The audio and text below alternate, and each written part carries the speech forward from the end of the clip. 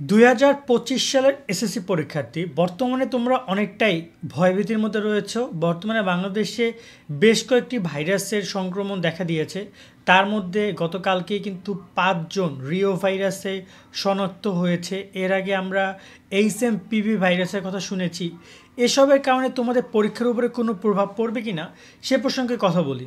অবশ্যই আমরা করোনার সময় দেখতে পেয়েছি যে এক করোনা এসে হাজার হাজার লাখ লাখ মানুষকে মেরে ফেলেছে।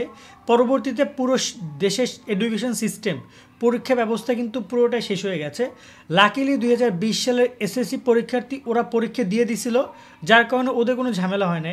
কিন্তু যে এইচএসসি পরীক্ষার্থী ওদেরকে অটোপাস দিছে, পরের বছর এসেও অনেকগুলো সাবজেক্টে অটোপাস, 2-1টা সাবজেক্টে পরীক্ষা হয়েছে। পরের বছর একটু আস্তে আস্তে ঠিক হচ্ছিল 2022, 23, 24 থেকে।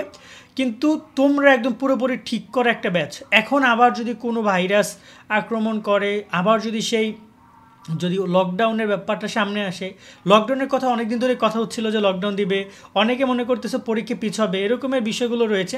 তোমাদেরকে আমি কিছু বিষয় স্পষ্ট করতে চাই। আমাদের বর্তমানে এই ভিডিওটা আমি করছি আজকে 11 জানুয়ারি। এই আঙ্গিকে যদি কথাগুলো বলি যে এই মুহূর্তে গত বছর 2020 সালে 11 জানুয়ারি বা এই 3-4 জানুয়ারি থেকেই প্রথমে করোনা ভাইরাস শনাক্ত হয়, পরবর্তী বাংলাদেশে আসে, তারপরে আস্তে আস্তে অনেক কাহিনী ঘটে। জানুয়ারি মাসের শীতেই মূলত এই ভাইরাসগুলো সবচেয়ে বেশি সংক্রমণিত হয়। কিন্তু তোমাদের পরীক্ষাটা কিন্তু গরমেই অলমোস্ট হবে। ওকে, এই জায়গায় এমন না যে তোমাদের পরীক্ষাটা শীতে হচ্ছে তখন আরও রোগ প্রতিরোধ ক্ষমতার মধ্যে কম হবে বা রোগ বেশি ছড়াবে, এরকম কিছু না। আর বর্তমান প্রেক্ষাপট অনুযায়ী যদি কথা বলি যে বর্তমানে রিও ভাইরাস এবং এইচএমপিভি ভাইরাসের কথা বলা হচ্ছিল বারবার করে, এটা এই মুহূর্তে বাংলাদেশে সতর্ক অবস্থানে রয়েছে। কিন্তু এই কারণে লকডাউন বা এই কারণে পরীক্ষা স্থগিত বা এরকম কোনো সিদ্ধান্ত যায়নি। তবে যে কোনো পরিস্থিতি যে কোনো দিন হইতে পারে। আজকে একদিন, এক সপ্তাহের খেলা অনেক কিছু ঘুরে দিতে পারে। ভবিষ্যতে কী হবে সেটা বলা যায় না। তবে কিছু বিষয় মাথায় রাখতে হবে। যেহেতু দেশ এখন আধুনিক হয়েছে, চেষ্টা করা হবে এই বিষয়গুলো সমাধান করার। বিশেষ করে হয়তো বা তোমাদের পরীক্ষায় কিছু যদি ওই সময় এই ব্যাপারগুলো যদি কোনো সময় কোনোভাবে খারাপ দিকে যায়, তবে তোমাদের জন্য কিছু নির্দেশনা আসতে পারে। যেমন পরীক্ষা কেন্দ্রের আসন সংখ্যা, আসন বিন্যাসে পরিবর্তন হতে পারে তোমাদের বেশ কিছু মার্কস পরে পরীক্ষা দিতে হবে বা এরকম বেশ কিছু রুলস রেগুলেশন আসতে পারে। বাট এটা এখনই বলা যাচ্ছে না, এটা জাস্ট এখন আলোচনা হচ্ছে। কিন্তু অনেক পরীক্ষার্থী ভাবতেছে এই জন্য মনে হয় তোমাদের পরীক্ষা স্থগিত করবে। একদমই না, পরীক্ষা স্থগিত করবে না, অটোপাসও দিবে না। যদি খুবই মারাত্মক অবস্থা হয় যে পুরোপুরি লকডাউন, কেউ বেরোতে পারছে না, তখন ওই রকম চিন্তা করবে। বাট যদি কোনো ধরনের স্বাস্থ্য ঝুঁকি হয় সেটার মোকাবেলা করে, সেটার সমাধান করে তোমাদের পরীক্ষা নেওয়া হবে, এটা তোমরা শিওর থাকো।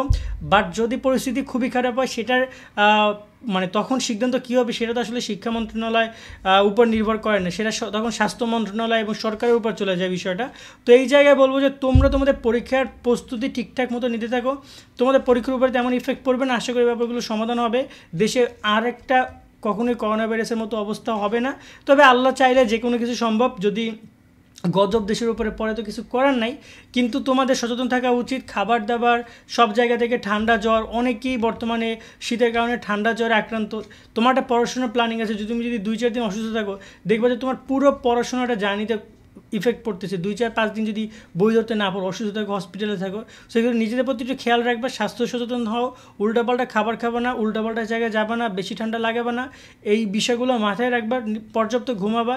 একজন শিক্ষার্থী কিন্তু পর্যাপ্ত ঘুমানো দরকার, নয়তো কিন্তু সে পড়া কখনো মনেও রাখতে পারবে না, পরীক্ষার সময় সেটা লিখতেও পারবে না। এই বিষয়গুলো মাথায় রাখবা।